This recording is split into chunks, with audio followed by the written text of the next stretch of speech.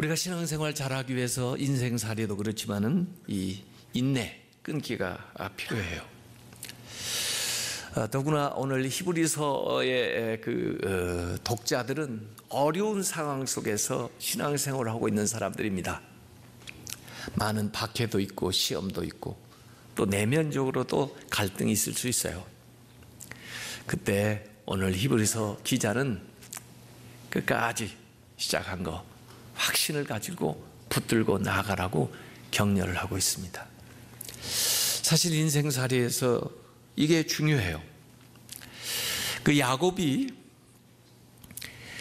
삼촌 라반의 집을 찾아갔을 때 그 멀리 하란까지 올라갔잖아요. 아마 그 라반이 처음 그 야곱을 대하게 될 때는 너무 반가웠을 거예요. 자기의 피부치가 이렇게 멀리 삼촌이라고 찾아왔으니까. 그래서 융숭하게 환대를 하고 대접을 했는데 이제 그것도 시간이 지나다 보니까 마음이 좀 시들해지는 거예요. 그래서 라반이 얘기합니다. 너 언제까지 그냥 먹고 놀래? 닷을 다 일하는데 너 좋은 조건으로 해줄 테니까 너도 좀 일을 해. 그래가지고 삼촌 집에 이제 일을 하게 돼요. 그것도 시간이 지나다 보니까 그 섭섭한 일이 많이 생겨요. 그래서 결국 야곱이 야밤에 그 집에서 자기 가족들을 데리고 나오는 이야기가 나오는데 그때 얘기합니다. 삼촌이 나한테 10번이나 품삯을 속였다고. 이 좋게 시작해가지고 이렇게 안 좋게 헤어지는 거죠. 사울 왕, 그분이 이 왕이 되기 전에는 굉장히 겸손한 사람이었고 신중한 사람이었고 그렇게 해서 충성스러운 사람이었는데 왕이 된 다음에는 왠지 교만한 마음이 들고 그리고 그냥 남한테 보이기 위해서 하고 형식적이고 그리고 심지어 다른 사람들을 시기하는데 가장 가까워야 될 다윗을 그렇게 시기하면서 자기에게 주어진 힘을 전부 그 다윗을 죽이는데 허비하다가 결국 본인 스스로 비참한 최후를 맞이하게 된 사람이 사울 왕이에요. 히스기야 왕도 죽을 병에 걸려 하나님 앞에 눈물로 기도할 때까지만 해도 그래도 하나님의 응답을 받을 정도 됐는데 그 사람이 생명을 연장받은 다음에 교만해져 가지고 이전같이 못하게 신앙생활하고 또 그렇게 살다가 그렇게 비참하게 죽게 되는 이야기가 성경에 나옵니다. 그래서 한결같이 우리가 인생살이를 살아간다는 거, 신앙생활을 한다는 게 얼마나 중요하고 또 어려운 일인가 하는 것들을 알게 되죠. 요한계시록에 보면은 예배소 교회에 대한 교훈을 주고 있는데 책망을 할 때 너 처음 사랑을 버렸다. 처음 열심을 버렸다. 처음 행위를 되찾으라. 이렇게 지적하고 있는 걸 볼 수가 있어요. 그래서 성경 말씀에 종종 우리에게 이것을 상기시켜 줍니다. 바울도 갈라디아서 3장 3절에 보면 갈라디아 교인들에게 너희가 이같이 어리석은가? 성령으로 시작하였다가 이제는 육체로 마치겠느냐? 이렇게 권면을 하고 있어요. 이 바나바가 안디옥 교회에 갔을 때의 사도행전에도 보면요, 그들이 신앙생활 잘하는 걸 보고 사도행전 11장 23절에 이렇게 권면합니다. 그들에게 있는 하나님의 은혜를 보고 기뻐하면서 모든 사람에게 굳건한 마음으로 주와 함께 머물러 있으라 하면서 격려를 해줬어요. 굳건한 마음, 이 믿음 변치 말고 주님께 항상 머물러 있으라. 바울도 사도행전 14장 22절에 보면은 제자들을 격려할 때 마음을 굳게 하여 이 믿음에 머물러 있으라 권하고, 또 우리가 하나님 나라에 들어가려면 많은 환난을 겪어야 할 것이다. 그럼에도 불구하고 굳건히 그 믿음을 지키라라고 권면을 하고 있어요. 빌립보서 2장 12절에도 나의 사랑하는 자라, 너희가 나 있을 때뿐만 아니라 더욱 지금 나 없을 때에도 항상 복종하여 두렵고 떨림으로 너희의 구원을 이루라 그랬어요. 그래서 이 한결같이 믿음 생활을 잘한다는 거 정말 소중한 겁니다. 그런 본보기도 있어요. 성경에 갈렙은 40세에 그의 모습을 드러내는데 한 지파의 지도자로, 이스라엘의 지도자로 영맹스럽게 믿음으로 가나안 땅 들어갈 수 있다고, 하나님 우리와 함께 하신다고 그렇게 얘기했던 그 믿음을 45년이 지난 85세까지도 여전히 간직하고 있어요.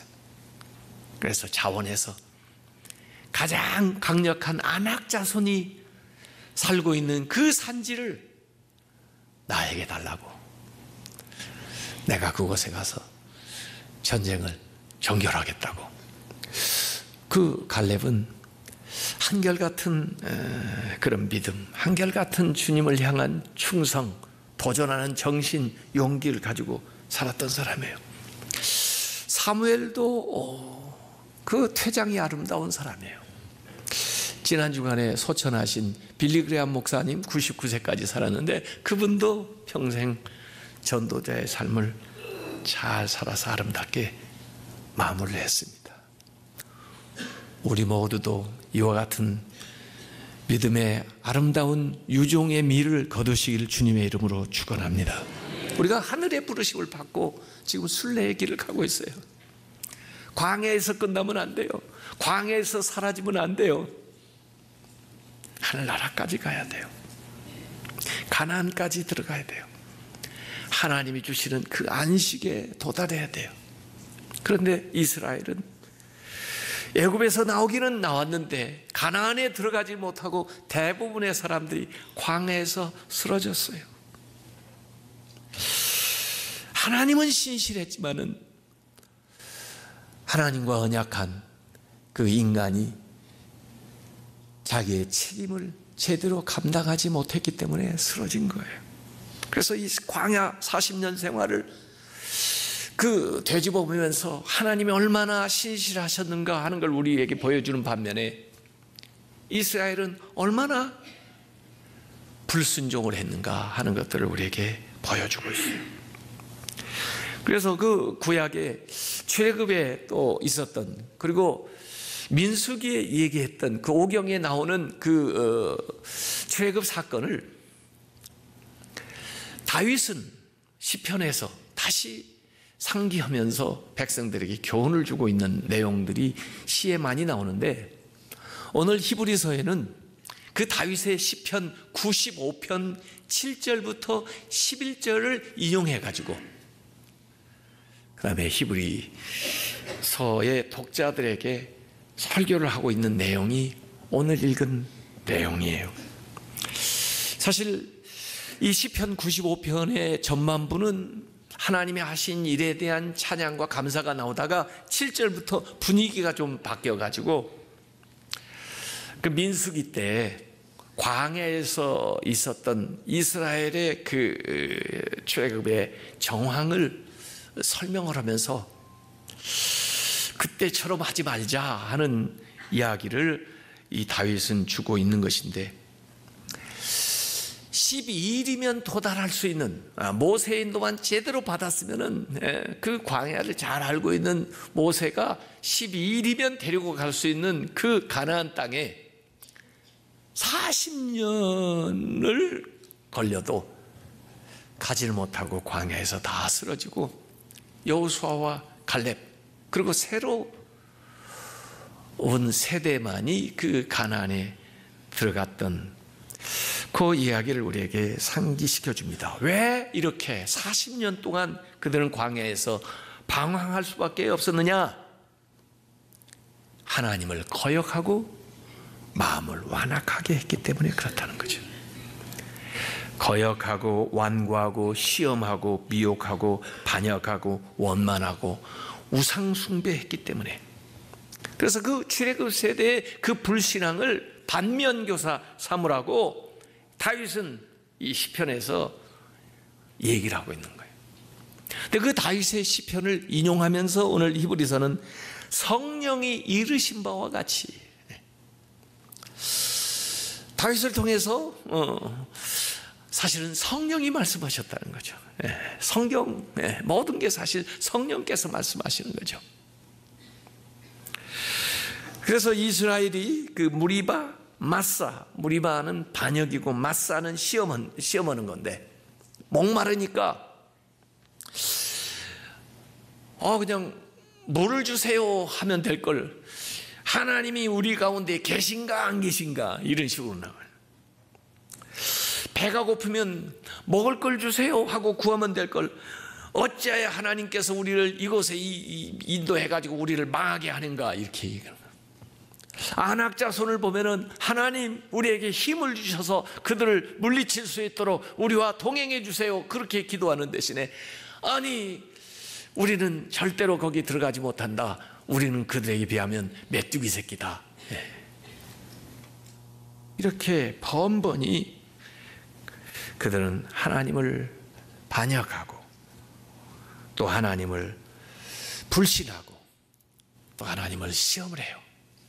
그런데도 불구하고 하나님은 그 광야 생활 동안에 홍해도 갈라주죠, 샘물도 그들에게 주시죠, 만나도 내려주시죠, 메추라기도 내려주시죠, 대적들도 막아주시죠, 구름 기둥으로 햇빛도 가려주시죠, 불 기둥으로 추위도 이 추위에 떨지 않도록 도와주시죠.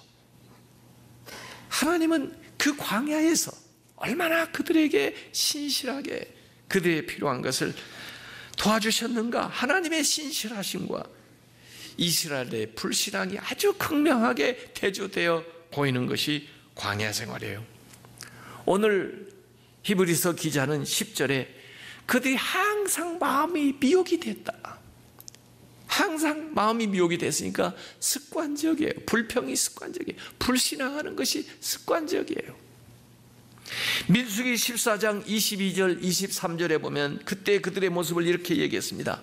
내 영광과 애굽과 광야에서 행한 나의 이적을 보고서도, 이같이 10번이나 10번뿐이 아니에요, 이렇게 많이 나를 시험하고 내 목소리를 청종하지 아니한 그 사람들은 내가 그들의 조상들에게 맹세한 땅 가나안에 결단코 보지 못할 것이요, 또 나를 멸시하는 사람은 한 사람도 그것을 보지 못하리라. 그래서 하나님이 약속하신 가나안의 그 약속의 땅, 또 그 안식에 들어가지 못했다는 거예요.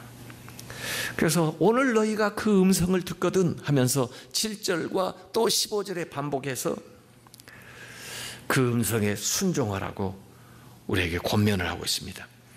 그래서 3장 12절 히브리서에 경고의 말씀이 나와요. 형제들아, 너희는 삼가 혹 너희 중에 누가 믿지 아니하는 악한 마음을 품고 살아계신 하나님에게서 떨어질까 조심하라. 떨어진다는 것은 배반한다는 거예요. 배교한다는 거예요. 이게 두 번째 나오는 히브리서의 경고입니다. 첫 번째 경고는 히브리서 2장 1절에 나왔어요. 흘러내려가지 않도록, 표류하지 않도록 해라. 너희의 신앙이, 너희 인생이 표류하지 않도록 해라 하는 게 첫 번째 경고였다면, 두 번째는 하나님에게서 떨어지지 않도록 조심해라 하는 거예요. 베드로후서 1장 10절 11절에도 보면 베드로가 그렇게 말씀했습니다. 형제들아, 더욱 힘을 써서 너희의 부르심과 택하심을 굳게 하라. 너희가 이것을 행한 적 언제든지 실족하지 아니하리라. 이같이 하면 우리 주 곧 구주 예수 그리스도의 영원한 나라, 하나님의 나라 안식 가나안에 들어감을 넉넉히 너희에게 주시리라. 택하심, 부르심을 굳게 붙들라는 거예요. 처음뿐 아니라 과정 끝까지. 나 자신뿐 아니라 우리 스스로 또 우리 주변 사람들에게 피차 권면하라고 히브리서 3장 13절에 오직 오늘이라 일컫는 동안에, 사실은 우리에게는 오늘만 있어요. 오늘이라는 이때 매일 피차 권면하여 누구든지 너희 중에 죄의 유혹으로 완고하게 되지 않도록 해라, 이렇게 권면의 말씀을 주고 있습니다. 그래서 오늘 제가 설교 제목으로 삼은 성경 구절이 히브리서 3장 14절에 나와요. 너희가 시작할 때 확신한 것을 끝까지 견고히 잡고 있으면 그리스도와 함께 참여한 자가 되리라. 그리스도와 함께 하나님의 나라, 또 하나님의 나라에 들어가기 위해서는 우리가 시작할 때 확신했던 것을 끝까지 견고히 잡아야 된다는 거예요. 이것이 앞에 지난주에 히브리서 3장 6절에도 나왔었어요. 같은 의미의 뜻이에요. 우리가 소망의 확신과 자랑을 끝까지 굳게 잡고 있으면 우리는 그의 집이다, 이렇게 얘기했어요. 그리스도와 함께 있기 위해서 역시 시작할 때 확신한 것을 끝까지 붙들고 있으라는 거예요. 오늘 전체 본문에서 세 개의 주요한 단어를 우리가 꼭 기억을 해야 됩니다. 그 중에 하나는 완고함, hardness of heart, 마음이 굳어지는 거, 그거고, 또 하나는 오늘이라는 뜻이고, 오늘. 그리고 또 하나는 안식이라는 겁니다. 근데 이 안식은 4장에 또 더 다시 구체적으로 나오니까 다음 주에 설명하기로 하고, 이 완악함, 마음을 완악하게 하지 마라 하는 교훈이 여기 8절, 13절, 15절에 계속해서 나와요. 마음이 완고한 사람의 대명사가 누구냐?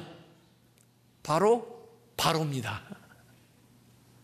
바로가 애굽의 왕으로서 내 백성을 보내라 그러는데 마음이 완악해서 못 보내, 안 보내.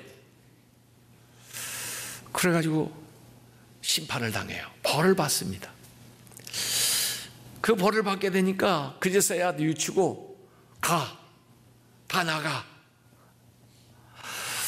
그래서 그 재앙이 그치니까 이제 또 마음을 바꿔가지고 안 돼, 못 나가, 이렇게 됩니다. 그래서 두 번째 재앙이 임해요. 그러니까 또 뉘우치고는 나가. 그러고 나서 또 그 재앙이 그치니까 다시 마음을 바꿔가지고 안 돼, 못 나가. 자그만치 10번을 그렇게 하는데 하면 할수록 더 큰 재앙이 임하는 거예요. 나중에 장자까지 죽는 재앙이 임해요. 그리고도 또 따라가다가 홍해에서 군사들이 수장되는 일까지 겪어요. 그렇게 마음을 완악하게 하다가 자기에게 임하는 형벌을 계속 쌓는 거예요. 그런데 이스라엘도 광야에 나와가지고 그 하나님이 수없이 많은 이적과 능력을 보여주시는데도 불구하고 그때 지나고 나면 마음을 완악하게 해가지고 그들 가운데 대부분이 하나님이 약속하셨던 가나안 땅에 들어가지를 못해요. 하나님이 이들을 애굽에서 이끌어낸 것은 광야에서 살라고 이끌어낸 게 아니에요. 그들을 가나안에 데려가려고, 안식에 데려가려고 그들 이끌었는데 그 과정 속에서 광야에서 다 사라지고 만 거예요. 왜? 마음의 완악함 때문에. 그걸 성경이 계속 얘기하는 겁니다. 홍해에서도, 광야에서도, 목마를 때도, 양식이 없을 때도, 추울 때, 더울 때, 모진 바람, 불뱀, 대적, 열정탐꾼 보냈을 때마다 마음을 완고하게 하고 하나님을 시험하고 미혹을 받고 반역하고 죄를 범하고 불순종함으로써 그들이 하나님이 예비하신 안식에 들어가지를 못해요. 이 마음이 완악한 사람은 예수님이 그 네 종류의 밭의 비유에서 말씀하실 때 길가와 같은 마음이에요. 길가. 닳고 닳아져 가지고 씨앗을 내려놔도 뿌리를 내리지 못하고 그냥 그대로 있어요. 그래서 새가 와서, 이 사탄이 와서 그 씨를 집어먹죠. 이 끈기가 없는 믿음 생활하는 사람들은 돌짝밭과 같아요. 그래서 씨가 떨어졌을 때 흙이 얕게 있으니까 어느 정도 발아하는 것 같았는데 안에 단단한 완고한 바위가 있어가지고 더 이상 뿌리를 내리지 못하고 햇볕에 타가지고 죽는 거예요. 그것이 이스라엘 사람들의 마음이에요. 완고한 마음은 고집스럽고 반역적이어서 하나님의 말씀을 들을 때 순종하지 않는 그런 마음이에요. 그 완악한 마음이 옥토가 돼야 되는데, 그 옥토가 되려면 부드러운 마음을 가져야 되죠. 음성을 듣고 순종하는 마음. 그래서 하나님 말씀을 받아들이는, 하나님께서 세상에서 광야에서 사실은 그들에게 많은 기적을 행하셨고, 우리가 받았던 시험도 때로 보면은 시험을 잘 받게 되면요 마음이 부드러워져요.